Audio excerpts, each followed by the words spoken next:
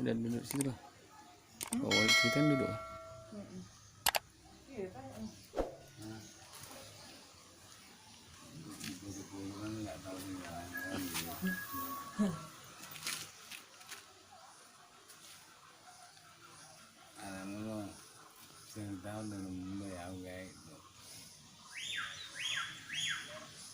Sadie mah. Kalau diceritakan nanti kasih dan Berapa? kasih lah seikhlasnya. Oh, baik. Dengar ceritanya mana? Habis ini kita mau mana lagi? Ke Sigaregan. Kok ceritakan lama apa bentar? Hah? Lama atau bentar? Lama, kalau ceritanya lama. Seperempat jam ya. Seperempat jam. Oh. Mana baik? Terserah, bebas. Duduk aja di situ Agung berdiri. Kita ini sekarang berada di salah satu desa yang namanya Tomo. Tomo itu berasal dari bahasa Batak asli, yaitu dari tolmok, mok artinya itu gemuk, subur. Naik nih. Karena orang raja yang pertama masuk ke desa Tomo ini orangnya kekar gemuk, tapi pendek, makanya dibilang tolmok. Dibuat nama desa ini Desa Tomo atau Desa Sumur. Oke abang kakak, di sini ada makam-makam yang terbuat dari batu, yaitu makam pertama dan makam kedua masih asli di dalam batu. Batunya itu dikorek dan ditaruh di punya tutup. Makam ketiga, makam yang pertama mengaut agama Kristiani yang dibawakan dokumenter dari Jerman. Dan di Gapura Rumah Adat itu ada filosofi orang Batak, cicak dengan buah dada, nanti akan saya ceritakan. Tapi sebelumnya kita ini sama-sama mengucapkan kata horas sekali. Oke, 1, 2, 3. Horas. Oke, inilah makam raja yang pertama masuk ke desa Tomo ini. Namanya itu Opu Soring Tusidabuta. Opu itu kakek, Soring itu aja punya nama, Sidabuta itu marganya. Semasa hidup raja ini raja yang sakti di Pulau Samosir ini. Bisa menguasai Pulau Samosir ini separuh, tapi bukan menguasai harta, hanya menguasai ilmu. Makanya di sini barang siapa yang susah rapat anak, susah rapat dulu, sering sakit-sakitan, dan hampir seluruh pejabat yang ada di Nusantara Indonesia berpindah ziarah ke sini. Cuman Pak Hartonya belum pernah, tapi mulai Bung Karno sampai Pak Jokowi udah berulang kali. Dan raja ini juga masih belum punya agama, masih suatu kepercayaan orang Batak bilang itu parmali matawanisme. Raja ini masih percaya sama pokok besar Pak. Raja ini bertentangan, maaf ya, babi yang dilarang nggak dimakan. Malah pengumpul raja ini juga nggak ada cuma peti, hanya dibungkus pakai ulut kain tapi dia punya warna hitam. Dan semasa hidup raja ini berpesan sama keturunannya, kalau dia meninggal kelak jangan dibuat dalam tanah, tapi buat aku dalam batu dan sekalian diukir face wajahku. Karena pada zaman dulu belum ada kamera pendidikan, masih main ukir. Dinikahilah kira-kira laut wajah yang dalam batu. Dan di sini dibuat patung cucunya. Biasanya orang Batak itu gantung anak itu di belakang di depan. Tapi kalau raja ini selalu ditunda dengan masuk permohonannya itu sama yang Maha Kuasa, supaya anaknya itu harus lebih tinggi derajatnya dari bapaknya. Setelah raja itu meninggal digantung dengan raja yang kedua sebelakangnya, yaitu orang yang selalu berharta tadi, cucunya. Inilah dia punya wajah setelah besar, dia mempunyai wajah yang ganteng dan dia mempunyai panjang rambut. Sejak kecil dia punya rambut belum pernah dipotong, tapi makin panjang dia punya rambut, dia punya ilmu makin sakti. Dan kalau abang kakak pernah lihat di TV Samson and Delilah, Samson sudah besar itu ada punya itu, inilah beliau. Dan di sini abang kakak ada kelihatan beramai kiri kanan, ini bukan cat, itu memang darah asli manusia. Kalau pernah abang kakak dengar ceritanya di tempat abang kakak, ada cerita orang Batak di Samosir itu Pendi Balulang, itu benar dulu. Karena sejak raja yang kedua ini menjadi raja di desa Tomo ini, banyak orang yang masuk ke desa Tomohon itu menjaya dan untuk menempati desa Tomohon. Tapi karena raja yang sakti di mana dia juga mempunyai banyak para panglima, di antaranya Tengku Muhammad Said dari Aceh. Jadi setiap kepala rombongan penjajah itu dapat ditangkap hidup, langsung dibawa ke suatu tempat. Orangnya itu langsung dipotong lehernya, darahnya itu ditampung jamu sambil di batu dan langsung dioleskan ke raja sebagai lambang Kiranta. Dan disitulah ada cerita orang Batak di sana. Tapi dulu sebelum orang Batak itu mempunyai agama, tetapi sejak orang Batak itu mempunyai agama itu enggak kenal lagi, cuma ngomongin orang Batak itu galak-galak, suaranya juga keras-keras, wajah juga salam-salam kayak gayanya ini. Hati ini masih lembut. Yang kenal sekarang dari orang Jawa, Sumanto. Dan situlah si raja mengasih hadiah sama Tengku Muhammad Said. Gara-gara taktik si Muhammad Said di sini jadi aman dari musuh. Si raja mengasih dia hadiah, disuruh menikah di sini. Malah si Tengku Muhammad Said diam dan dia bilang, aku selalu melihat raja orang Batak. Dia juga orang Batak itu seorang raja. Dia punya istri hanya satu. Jadi aku teringat istri aku katanya. Jadi si raja berpesan, sebelum si Tengku Muhammad Said pulang ke Aceh, tolong dibuat di sini patungnya sebagai kenangan.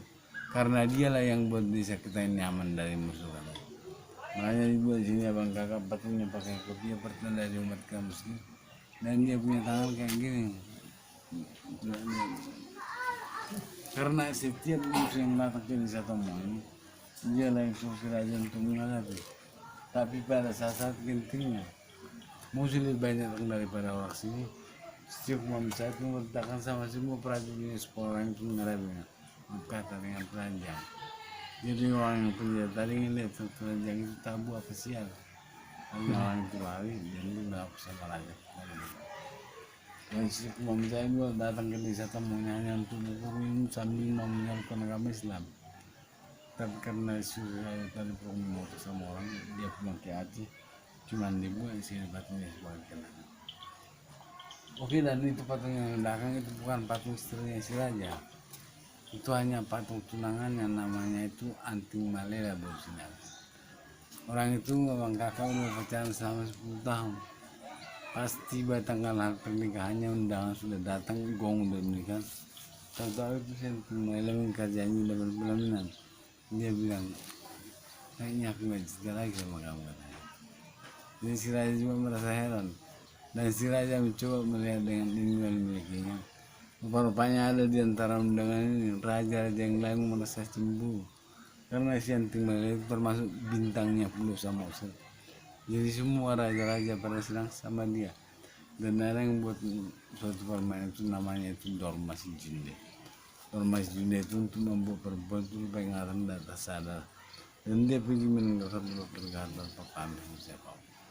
Sampai sekarang gak ketahuan kemana rimbanya si Anting Malela, mungkin juga ke hutan, mungkin dalam Toba, sampai sekarang gak ketahuan rimbanya. Dan juga situ pertama kakek siapa tahu nanti lewat depan rumahnya di Medan. Namanya itu Anting Malela, mungkin jamu udah canggih. Dibuat jadi Lela, orang yang emas, rambutnya panjang.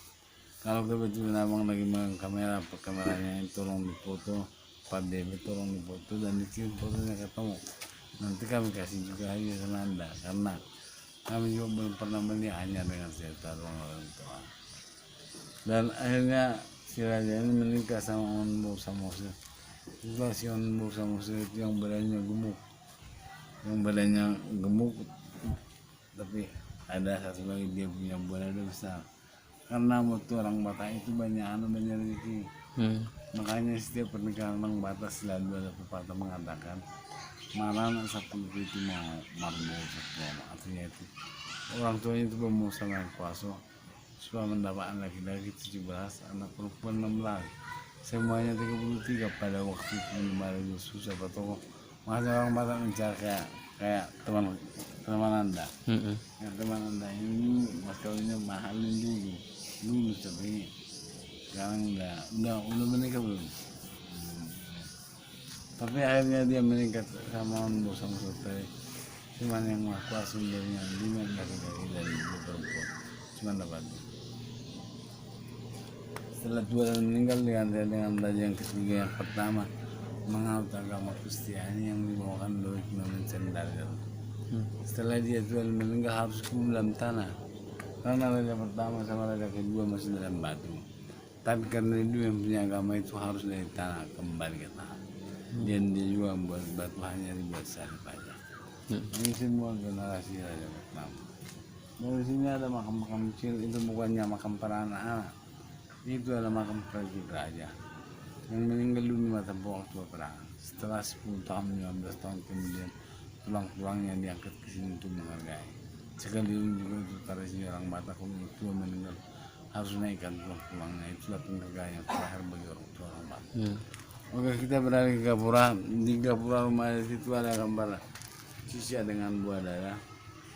Cica itu adalah mau persahabatan bagi si raja, karena raja orang Batak berpesan sama ketuanya harus bisa kayak Cica.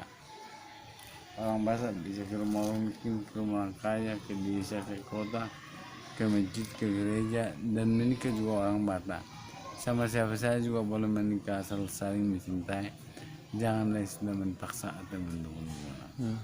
Dan dapat itu ada 4 buah dada. Buah dada orang belum pernah dimanapun nggak pernah 4. Cuman ini perempuan orang Batak itu paling sedikit memiliki 4 kriteria, karena orang Batak jarang istri 2.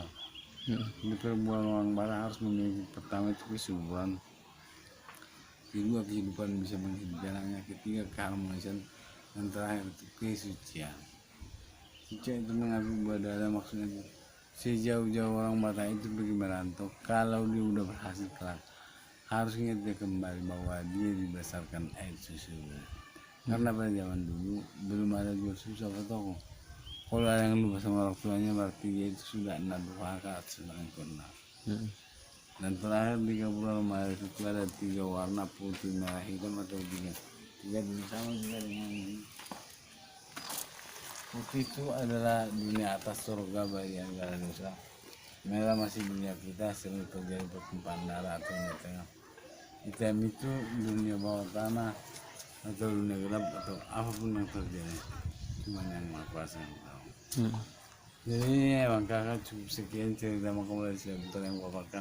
Tapi kalau ada mau kepingin ditanya silakan ditanya. Jadi itu makam siapa pun? Yang di belakang. Raja pertama juga, tapi udah menghafal agama Kristiani. Kenapa dia sendiri? Memang itu ibu cucunya Keluar dari situ? Iya, Oh, keluarnya dari situ? Kenapa nggak boleh di sini? masuk dari sana keluar dari sini maksud supaya semoga pengunjung itu mudah-mudahan dapat rezeki berkah. Jadi kayak kalau kayak kami kayak belum ketemu jodoh kayak mana? Mohon sendiri kebetulan langsung ke sini. Sini. Iya, langsung minta. Caranya gimana? Yang minta mohon gitu, ikhlas ada. Kalau yang ikhlas orang minta bukan kayak gitu. Orang minta ini.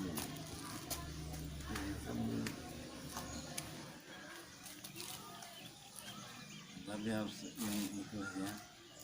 Aku tutup mata. Tidak.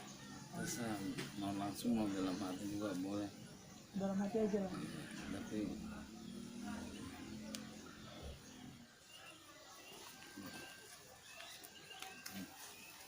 Ayo, mau tahu mana